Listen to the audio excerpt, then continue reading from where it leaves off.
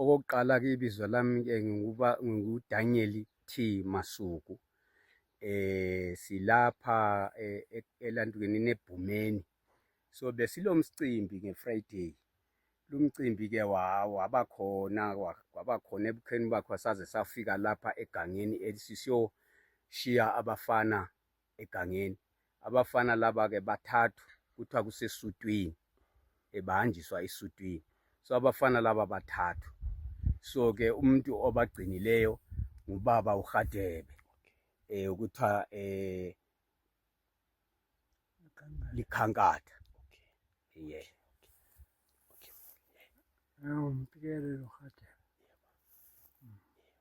Ubaba amajaha uwasiza ngani? Sebenza isintu. Sebenza amakhaso omuntu. Sebenza intambo yesigqoko sembuzi.